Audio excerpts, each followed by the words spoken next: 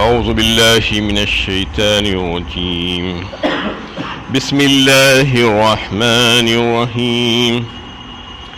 الذين استجابوا لله والرسول من بعد ما أصابهم القرح للذين أحسنوا منهم واتقوا أجر عظيم جن لوگوں نے زخم کھانے کے بعد اللہ اور اس کے رسول کی پکار پر لبیک کہا، ان میں سے جو نیک کردار اور متقی ہیں ان کے لیے بہت بڑا اجر ہے۔ یہ سورہ آل عمران کی 172 نمبر کی آیت ہے۔ غزوہ احد کا بیان چل رہا ہے۔ غزوہ احد سے بالکل متصل لگی ہوئی اور ایک غزوہ جسے غزوہ حمراء الاسد کے نام سے مشہور ہے، یہ وہ مقام ہے جو مدینے سے 8 میل کی دوری پر ہے۔ غزوہ احد میں مسلمانوں کی صفوں میں جو انتشار پھیل گیا تھا، اس کے بعد کافر جبکہ غالب آ گئے تھے، لیکن اس کے باوجود کیا بات ہوئی تھی پتہ نہیں کہ وہ نکل کر چلے گئے مکے کی طرف، اور جب کچھ راستہ طے کرنے کے بعد یعنی تقریباً 30 میل کی دوری پر جانے کے بعد ان کو یہ اندازہ ہوا کہ یہ تو جیتی ہوئی جنگ تھی، ہم نے چھوڑ دیا، یعنی خامخواہ کی چھوڑا اس کو، جبکہ غالب آ چکے تھے ہم، تو پچھتانے لگے اور افسوس کرنے لگے اور یہ سوچنے لگے کہ واقعی پھر ہم پلٹ کر مدینے کی طرف جائیں اور جا کر پھر ان پر حملہ آور ہو جائیں اور وہ مسلمانوں کو نیست و نابود کر دیں، کیونکہ موقع بہت اچھا ہے۔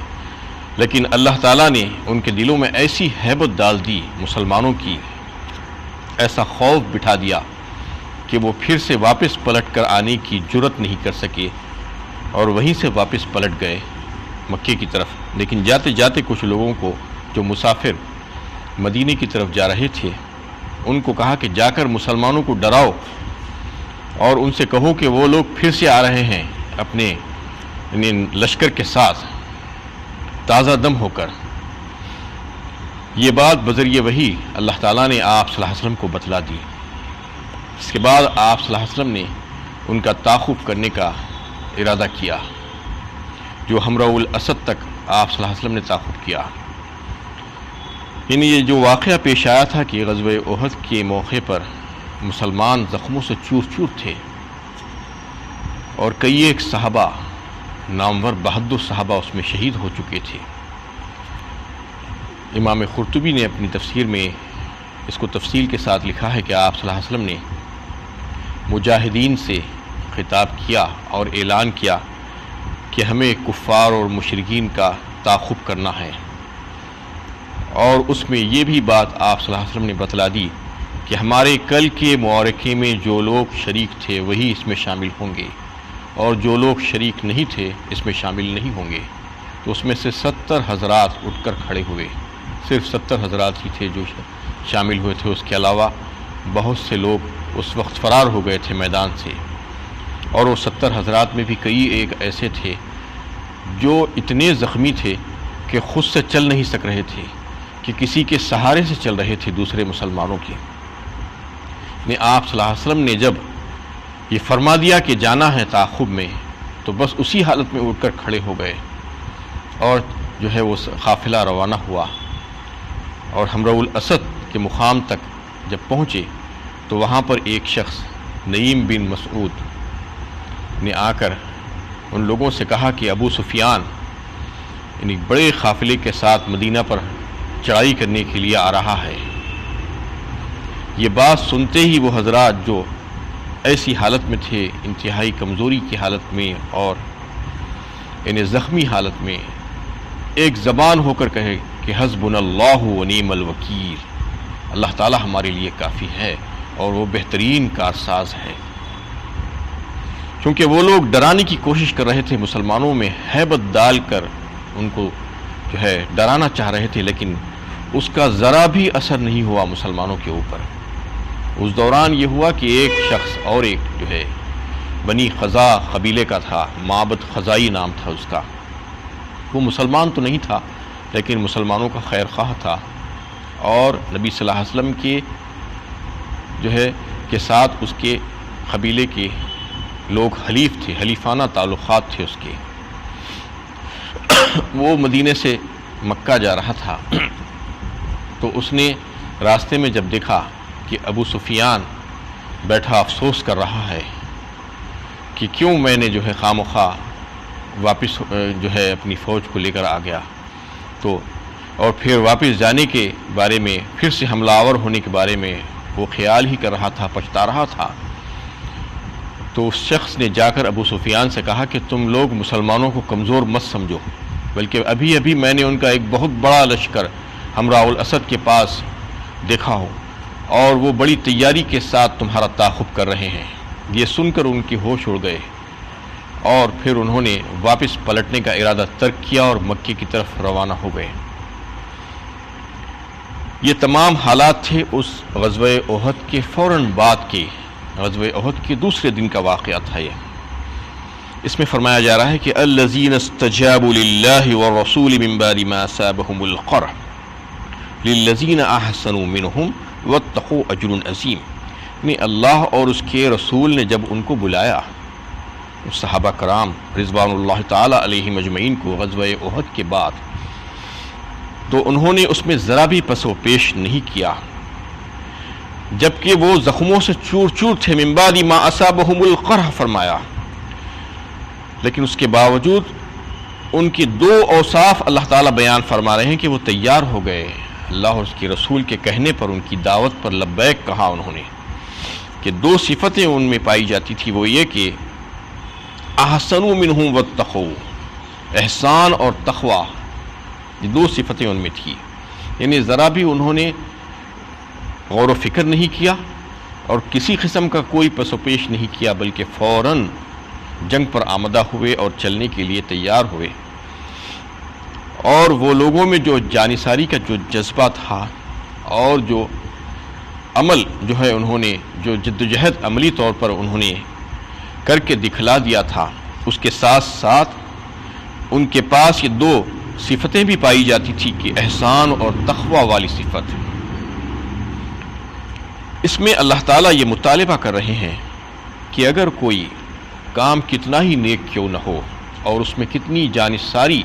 کے ساتھ کیا جائے، بہادری کے ساتھ کیا جائے، لیکن وہ باعث اجر و ثواب اسی وقت ہو سکتا ہے جب خالصتاً اللہ تعالیٰ کے لیے ہو وہ کام۔ اگر کوئی کام خالصتاً اللہ تعالیٰ کے لیے نہیں کیا جا رہا ہے، چاہے اس میں کتنی جذباتی باتیں ہوں، جانثاری ہو، بہادری کے مظاہرے ہو، تو وہ کام اللہ کے ہاں قابل قبول نہیں ہو سکتا۔ یہ دو باتوں سے، یہ دو صفتیں بیان کر کے اللہ تعالیٰ بتانا چاہ رہے ہیں۔ یہی وجہ تھی کہ دشمنوں میں بھی، کفار میں بھی بڑے جانثار پائے جاتے تھے،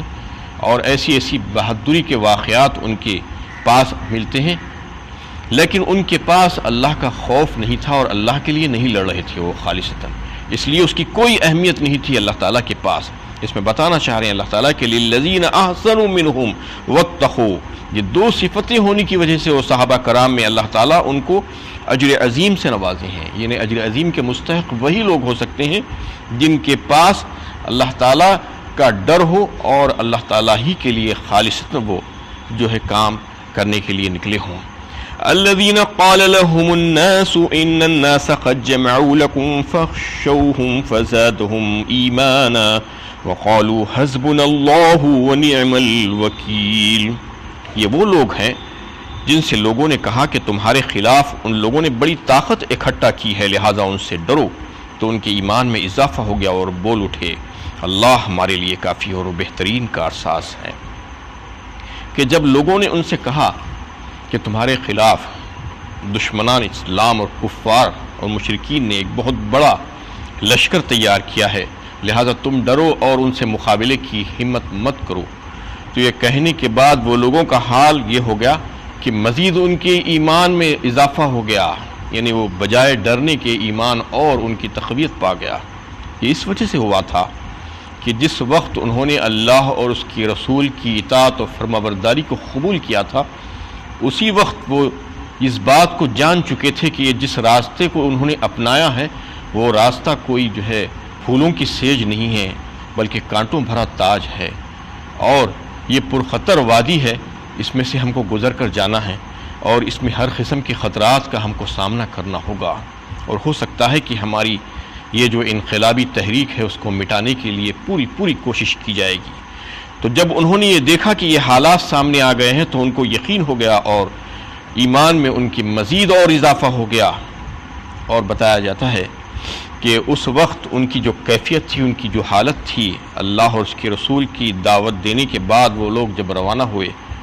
تو راستہ بھر سارے سفر میں ان کی زبانوں سے یہی الفاظ نکل رہے تھے کہ حسبنا اللہ و نعم الوکیل، حسبنا اللہ و نعم الوکیل، یہی الفاظ ان کی زبانوں سے جاری تھے۔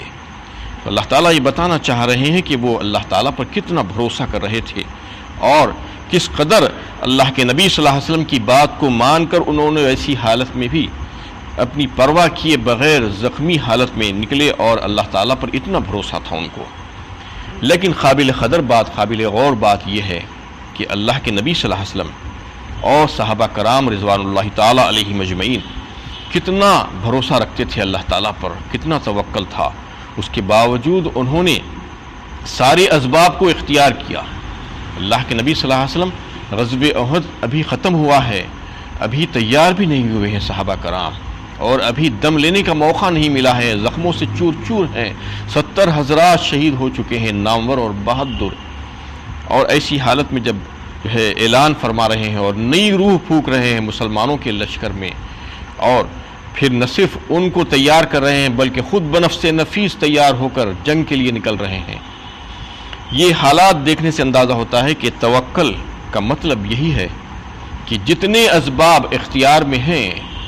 اور جتنے ذرائع استعمال کیے جا سکتے ہیں وہ سب کے سب، سارے کے سارے آپ صلی اللہ علیہ وسلم نے اختیار کیے۔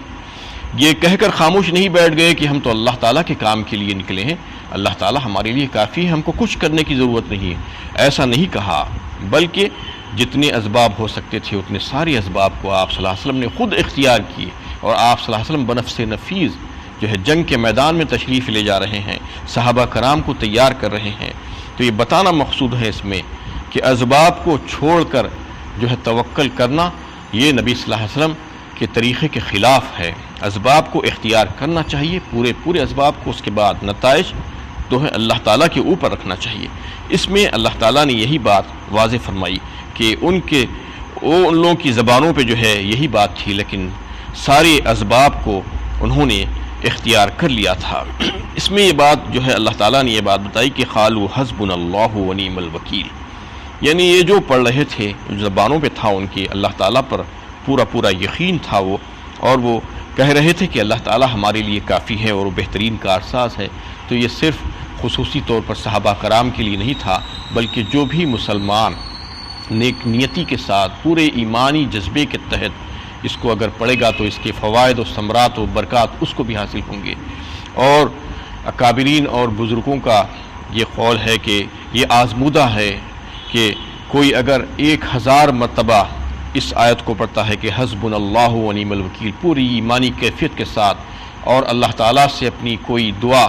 جو ہے اس کے سامنے پیش کرتا ہے، تو اللہ تعالیٰ اس کی دعا کو رد نہیں فرماتے۔ تو یہ انتہائی بہترین کلمہ ہے جس کو صحابہ کرام نے اختیار کیا تھا۔ وہ غزوہ احد کے بعد جو ہے جب انہوں نے یعنی دوسرے غزوے کے لیے اللہ کے نبی صلی اللہ علیہ وسلم کی دعوت پر روانہ ہوئے تھے، تو اس وقت ایسی بے سر و سامانی اور ایسی زخمی حالت میں تھے، لیکن اللہ تعالیٰ نے ان کو کامیابی عطا فرمائی، اور یقیناً اللہ تعالیٰ ان کے لیے یعنی کافی ہو گیا، اور جو وہ توکل رکھ رہے تھے کہ وہ بہترین کارساز ہے، ہمارے لیے کافی ہے، یقیناً ان کا جو ایمان تھا اس پر جو ہے وہ پختہ جمے رہے، اور اللہ تعالیٰ نے ان کی مدد فرمائی۔ وآخر دعوانا ان الحمد للہ رب العالمین۔